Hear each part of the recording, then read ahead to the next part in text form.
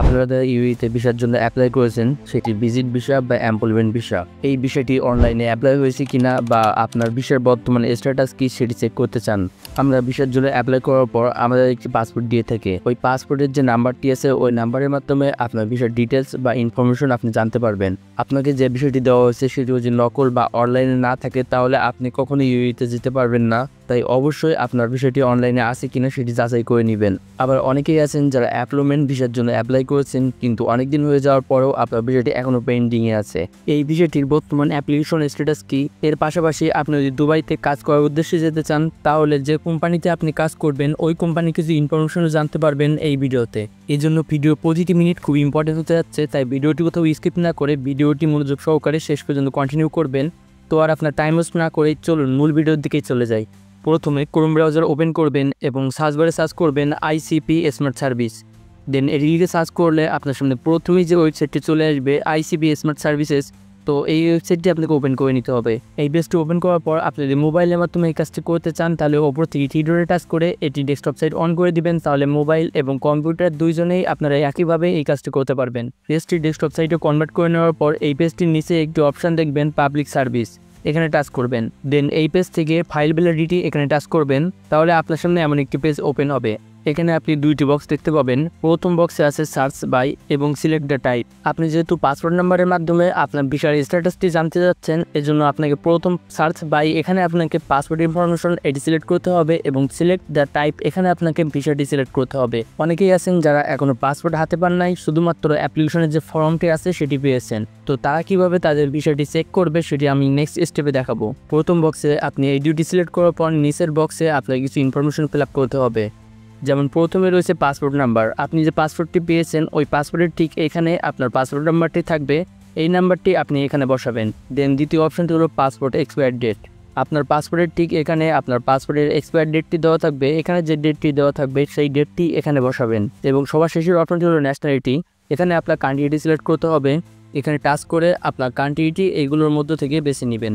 এই অপশনগুলো সঠিকভাবে পূরণ করার পর নিচ থেকে I am not a robot এই ঘরটিতে টিক দিয়ে দিবেন এবং নিচ থেকে সার্চে টাচ করবেন। ফাইনালি আপনার বিষয়টি যদি অনলাইনে এসে থাকে তাহলে আপনি এখানে বেশ কিছু ইনফরমেশন জানতে পারবেন। যেমন প্রথমে রয়েছে ফাইল নেম এবং এখানে আপনি আপনার ভিসার যে নাম্বারটি আছে সেই ভিসা নাম্বারটি দেখতে পাবেন। এবং দ্বিতীয় অপশনটি হলো ইউনিফাইড নাম্বার। এই ইউনিফাইড নাম্বারটি আমরা সংক্ষেপে ইউআইডি নাম্বার বলে থাকি। আপনি যখন দুবাই বা ইউএইতে আসবেন তখন আপনার নামে একটি ইউআইডি নাম্বার তৈরি হবে।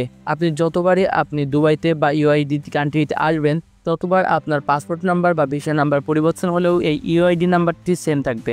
এখানে আরও কিছু ইনফরমেশন জানতে পারবেন, যেমন আপনার ভিসাটি কোন স্ট্যাটাসে আছে, অ্যাক্টিভ, ইউজ নাকি এক্সপায়ার্ড, কোন স্ট্যাটাসে আছে সেটি আপনি এখানে দেখতে পাবেন।